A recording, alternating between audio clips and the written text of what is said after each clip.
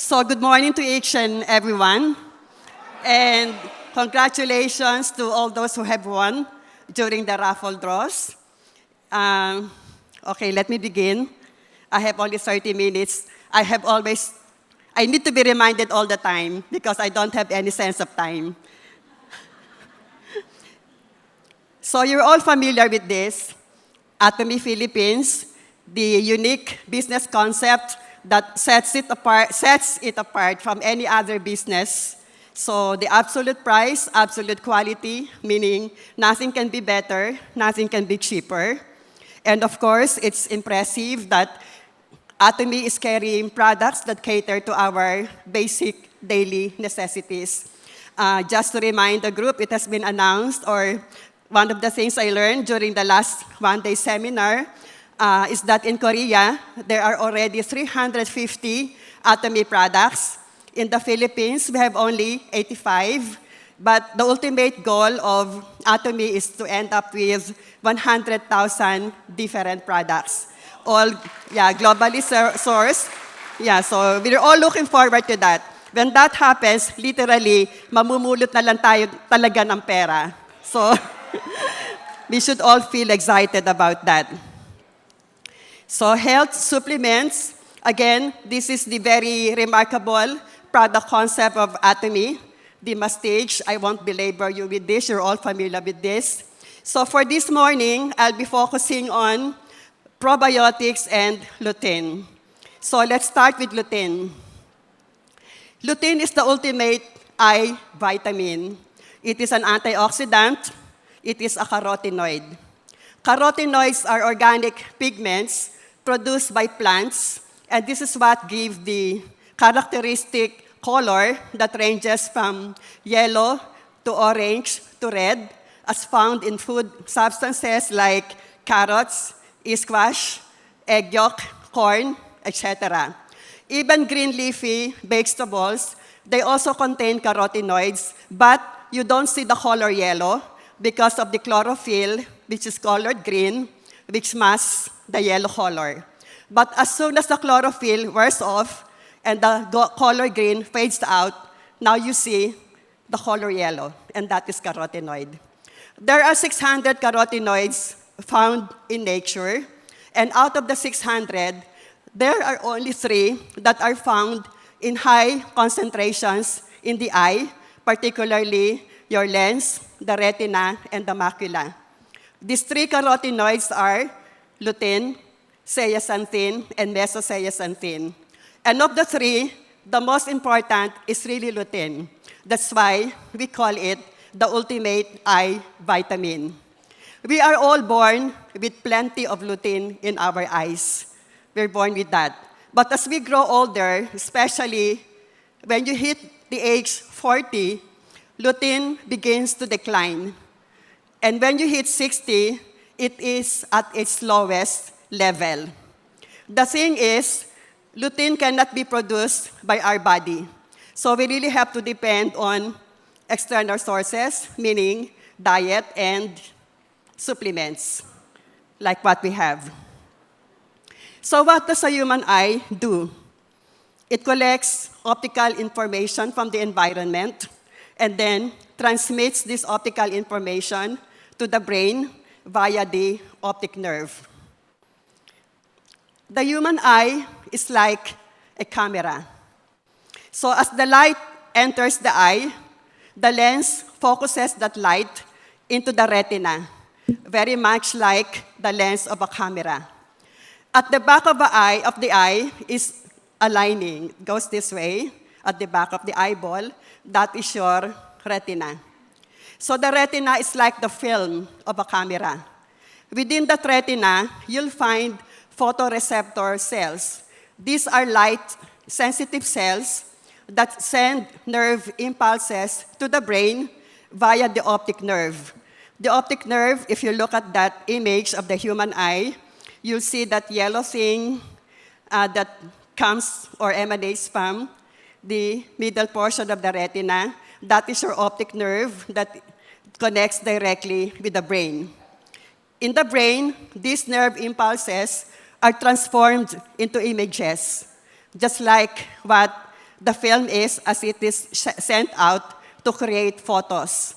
And the images formed by the brain, this is what we appreciate as kung anong nakikita natin sa kapaligiran in the form of light. So yun, na-process na, ganon.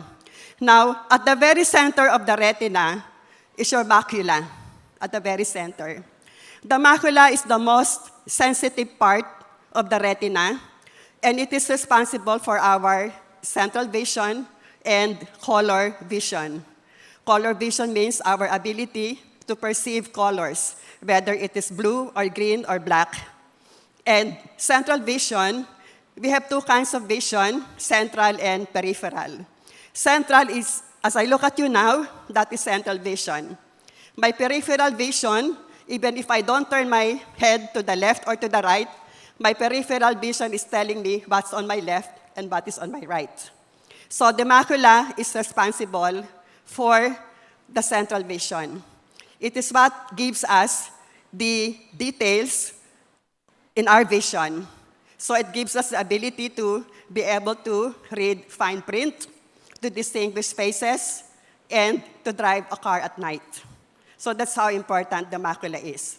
Together, the lens, the macula, and the retina, they form the very foundation of a healthy eye.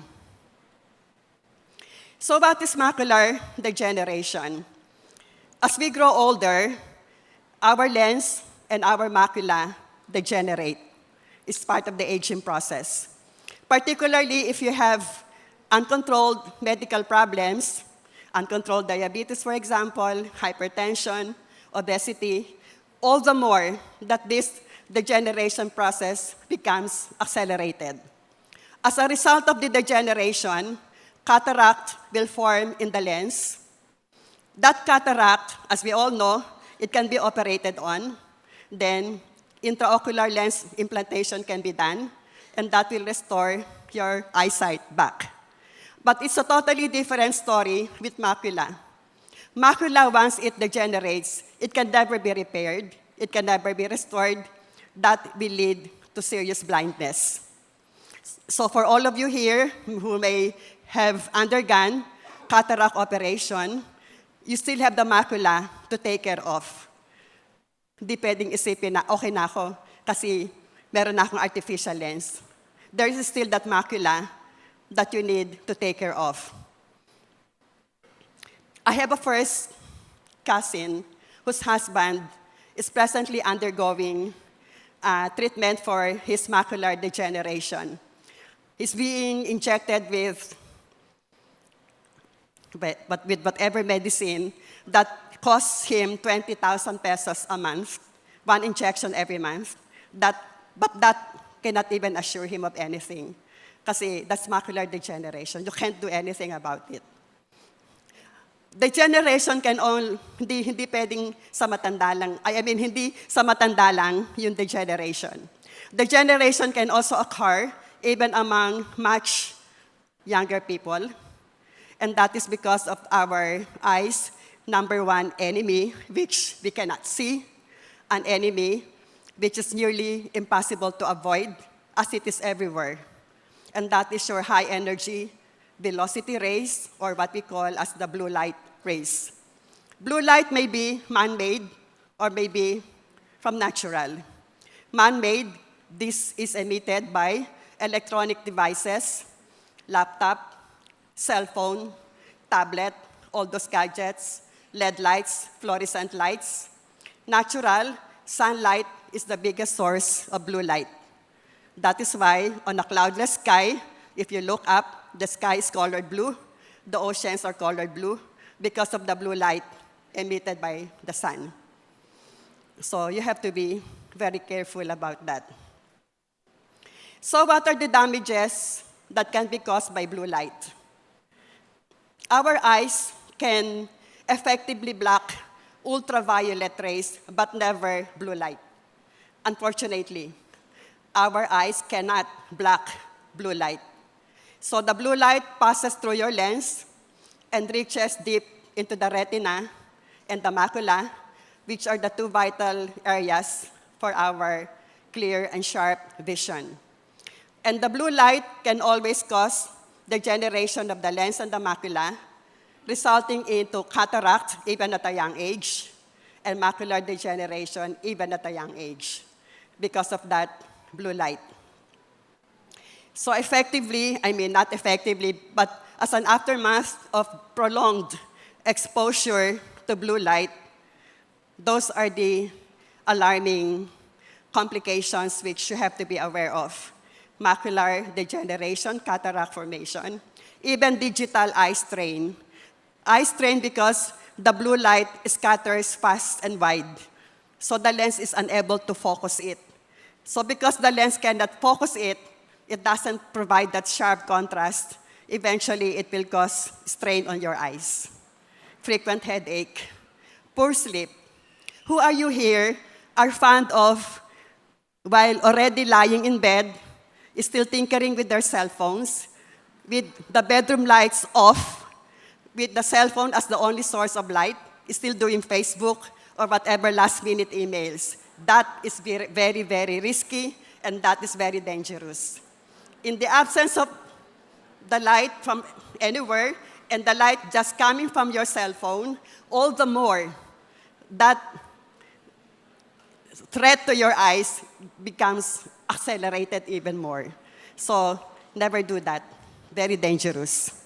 Again, it will keep or stimulate you mentally so that you'll find it hard to catch sleep when you're still tinkering with your cell phone while you're supposed to be ready to go to sleep. So these are the leading causes of vision, loss of vision, maybe from physical and environmental factors, as well as the deficiency in lutein, vitamin A, and beta-carotene. Lutein, by the way, is really related to beta-carotene and vitamin A. The environmental factors, these refer to your free radicals that lead to oxidative damage. I don't know who among you here were present during my lecture on Himuhim when I medyo elaborately discussed about free radicals. You still remember that? Yes. Free radicals are what you get from the environment, from the air that you breathe in, from what you eat, from what you drink, and stress. So it can be the ultraviolet light. It can be alcoholism, smoking, eating processed foods, too much protein, too much fat, instant noodles, instant everything, stress. Those are all free radicals, and they lead to oxidative damage. And oxidative damage means it will hasten the degeneration of your body. So, bata pa mukhang matanda na, bata pa may arthritis na, bata pa bakit nabatay sa heart attack, and all those. Those are courtesy of oxidative damage. And the way to counter free radicals is through antioxidants. Sila yung magkabangga. Free radicals, antioxidant. Lutein is a very good antioxidant. Himuhim is a very potent antioxidant. So if the free radicals will accelerate the degeneration and the aging of your body, internally and externally, all antioxidants serve to counter that, which means it will try to slow down the aging process, the degeneration process. So as shown in this slide, environmental factors, stress on the eyes due to watching TV and playing games. So this is blue light, which is a kind of free radical. Imbalance, nutrition, so poor diet, smoking, puro free radicals. All this can cause loss of vision. So lutein is very vital to a healthy vision. Let's go back to the macula. At the center of the macula is a pigment. That pigment is primarily lutein. The more lutein, the darker or the denser the pigment. The denser the pigment, the more powerful it becomes in absorbing harmful light and therefore giving us better light sensitivity. So that's how it works. And lutein, as shown here, can also filter out ultraviolet rays when you have enough supply of lutein in your lens. So it will reduce eye fatigue, glare, and light sensitivity. It will strengthen the tissues in the eye, prevent macular degeneration, of course, as an aftermath because it's able to absorb the harmful light, then it effectively can prevent cataract and macular degeneration. And even for people who already have existing cataract, if you continue to take lutein continuously, that can also lead to an improvement of the vision, even if you already have cataracts which may have not been operated on. So why choose Atomy lutein? We all need serious nutritional support for our eyes. Every part of our eye, especially as we age. Remember, at the age of 40, lutein begins to decline. At the age of 60, it's almost gone. So we need serious nutritional support. And the average support, especially in the form of lutein. And the average recommendation is to take 10 milligrams a day. What Atomy is offering us is 20 milligrams a day. So meaning it puts us in an even better situation. And it contains additional ingredients like vitamin A, zinc, berries. These are all very powerful antioxidants. Vitamin A, zinc, berries, they are all very powerful antioxidants. And even additives, like what you see here. So they not only will provide us good eyes, but they are meant to really help us safeguard, strengthen, and nourish every critical part of our eyes. The Atomy eye lutein comes from the hand-picked marigold petals from central Mexico, Aztec, central Mexico. This type of lutein is very close to its natural fatty ester form. It is closest to the form found in nature. It is more potent, and it is easily absorbable. That's why we should feel assured that our lutein comes from the marigold petals of Mexico. These are hand-picked. These are not machine harvested. These are hand-picked. So how do we keep our eyes healthy? These are basic and important guidelines. I don't have to go through each and every one of these 9. So in closing, about lutein, lutein is recommended for people who are hitting the age 40, especially if you're 60 and above. It's recommended for people who are compelled by reason of nature of their work to be in front of the computers all the time, who watch a lot of TV, etc., deal with gadgets that continuously emit blue light. For those who cannot avoid that prolonged exposure to blue light, apart from lutein, they're also advised to wear blue shield eyeglasses or PC eyeglasses that is supposed to protect their eyes against the risk of blue light. Generally, that's how we should be recommending lutein. So let's move on to the second part, probiotics. Our probiotic is a special combination of 13 different kinds or strains of probiotic with each sachet contains 3 billion probiotic. From the VOD or from the video that was shown yesterday, it says that per sachet really contains 20 billion live bacteria. But up until the time it reaches the large intestine, you're assured that it still has 3 billion live and not dead bacteria. The bacteria are stabilized before they are packaged to make sure that they will reach the large intestine alive and not dead. Because it is at the large intestine where the battle is fought. So they have to be alive by the time they reach that part of our intestines. Probiotics are live microorganisms, good for humans because they provide us with certain health benefits. So the use of probiotics is essential when you have an imbalance of your intestinal flora.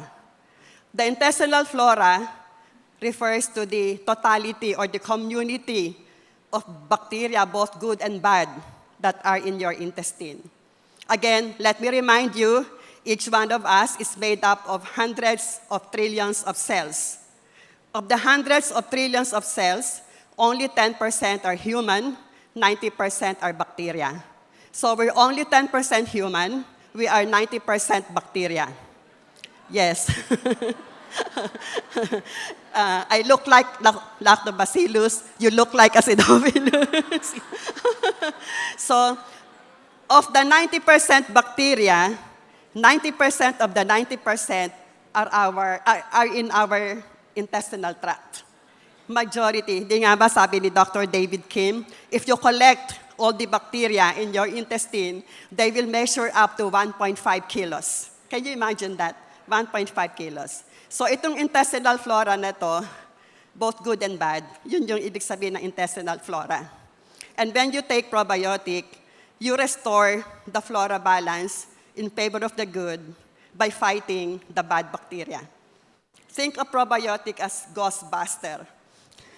It will restrain the bad and support the good. This is your intestinal epithelium.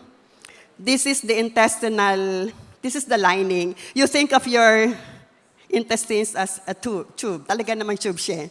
Sino kumakain ng tripilya? Sino kumakain ng goto na may laman loob? Di ba? Di ba yung intestine yon? It's a tube. So, may walls. So, yung inner lining, the inner lining of that intestinal wall is your intestinal epithelium.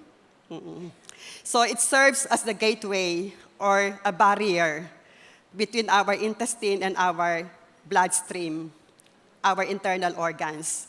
And it is structured in such a way that it will allow the passage only of the good nutrients that result after we digest properly the food that we eat. It will allow the nutrients to pass through that barrier to end up in the bloodstream, for the bloodstream to distribute it to all the parts of the body to properly nourish us.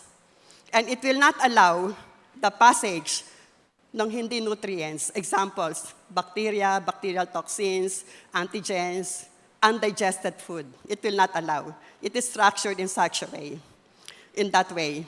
And take note that our intestinal flora are in that intestinal epithelium. It forms part of the intestinal barrier to prevent this, yung pagpasok ng hindi dapat. So very crucial ng role ng ating intestinal barrier. And that intestinal barrier can break down if the bad bacteria predominate over the good. When that intestinal barrier breaks down, now it will allow the passage of all the undesirable, undigested food, bacteria, harmful microorganisms.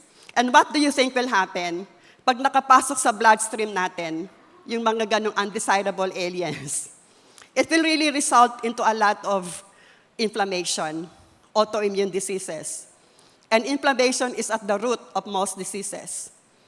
Lahat ng medical words ending in itis, ibig sabihin, may inflammation. Appendicitis, arthritis, pancreatitis, bronchitis, sinusitis. Basta't may itis, ibig sabihin, may inflammation. Yun. Autoimmune diseases, of course, maybe you're familiar with that. Pero these are really alarming complications that can result if your intestinal flora is out of balance. It breaks down the intestinal barrier, then it allows this. I hope you understand that. So, lactobacillus, which is one of the probiotics, it's capable, nandun din sa intestinal epithelium, which is a mucous membrane. Mucous membrane yun eh. So, the lactobacillus can produce lactic acid, therefore making our intestinal environment acidic. Harmful bacteria cannot survive in acidic environment, but the good, healthful bacteria can survive in that acidic environment. So an acidic intestinal environment translates to good intestinal health. And our probiotics can effectively deliver this kind of advantage. So generally, these are the functions of probiotics. Sabi ko nga, think of it as Ghostbuster.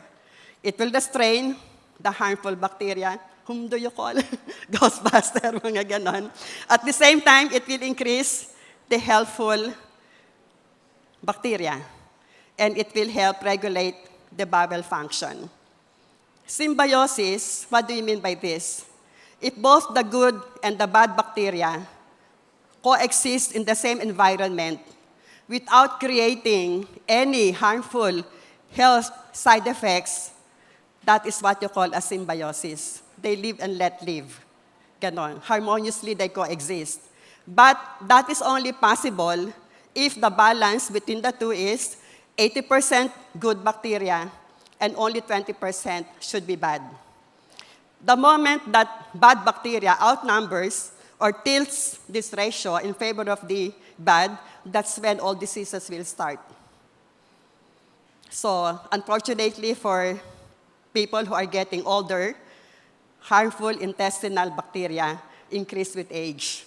Among the so many bonuses of getting old, pati harmful bacteria dumadami. Bumababa na nga ang lutein, tumataas naman yung harmful bacteria. What is gut dysbiosis? This is the opposite of symbiosis. Kung mas dumadami ang bad compared to the good, then that results in dysbiosis. As I had explained earlier, with dysbiosis, the intestinal barrier now loses its integrity, it breaks down, and then it allows the passage of all the harmful microorganisms into our bloodstream. That now results into, among other things, obesity, inflammatory bowel disease, autoimmune disorders. This is how our gastrointestinal tract looks like. From the mouth, to the esophagus, to the stomach, to the small and large intestines. The small and the large intestines, if you stretch the whole intestinal tract and measures, that's equivalent to 30 feet. Large intestine or colon, that is the last part of our intestinal tract. If you have dysbiosis, these are the symptoms of dysbiosis. Number one, bad breath. No amount of the propolis toothpaste can correct that. If despite the propolis toothpaste, you continue to smell that bad breath, it's really highly suggestive na meron kang bad bacteria, dominant. Again, if you often feel that kind of yung bloated, parang lagi kang may kabag. Gusto mong laging didighay, or even in the midst of general public, you cannot control it, you just fart. Ganon. And then, cramps, parang masakit na hindi maintindihan. Surprise, diarrhea, bigla na lang sira ang dumi, only to the following day or two, constipated naman. And irritable bowel syndrome. Irritable bowels, kada kain gusto mo, ganon. Among my patients, I have often proven this. Sometimes somebody would come up to me with complaints of, hihiya na ho ako sa opisina namin kasi konting mag-lunch, konting mag-snacks, I have to rush to the bathroom and I have to struggle with my discomfort and the pain and all that. So it's really causing him anguish. So despite all the treatments he has received, omeprazole, directed towards dyspepsia or acidity and all that, antispasmodic, nothing has really helped him. So after a very thorough medical history taking and physical evaluation, my verdict, you are rich in bad bacteria. And I will challenge our probiotic to let me prove that point. In 3 days' time, all the symptoms were gone. Praise the Lord. And I have a niece who is also a pediatrician at Makati Med. Yung asawa niya is a surgeon. Yung auntie ng kanyang asawa, 92 years old, for the longest time, has been suffering from irritable bowel syndrome. And nothing has ever given her comfort until she took the probiotic. then it became a thing of the past. The irritable bowel syndrome. So this is what I had mentioned earlier, 90% of the 90%, you have that in your intestine, yung symbiosis, or what we call as the ecosystem between the good and the bad. These are the other suggestive signs that will make you suspect na baka bad bacteria ang problema. Aside from the digestive symptoms, weakened immunity. You encounter somebody na laging may sipon, laging may trangkaso, may mga allergies, may sinus congestion, or mentally, laging feeling depressed, ang labong kausap. Hindi although may mga taong ang labong kausap, not because of bad bacteria. Meron talagang ganon, di ba? So, may senior moments, kahit bata pa, laging irritable. Or maybe naka-antibiotic or naka-anti-inflammatories. Anti-inflammatories are examples of which mga gamot sa mga rayuma, they're all anti-inflammatories. Or on birth control pills. Skin problems, may mga breakout ng acne, blemishes, dryness, psoriasis, rosacea, and eczema. If you have this, that do not resolve with the conventional treatment given by your doctor, chances are, ang problema mo, bad bacteria. And you can always challenge probiotic to do its job, to prove your point. So what can harm your intestinal flora or your gut bacteria? If you don't eat a variety of different whole foods. Yung mga whole food, ito yung hindi processed, hindi refined, walang artificial additives, walang mga ganon. Whole wheat bread, for example, mga oatmeal, examples, ganon. So the more variety and the more differently colored food you eat, the more assured ka na your intestinal flora will be good. So lack of prebiotic in the diet. Prebiotic is different from probiotic.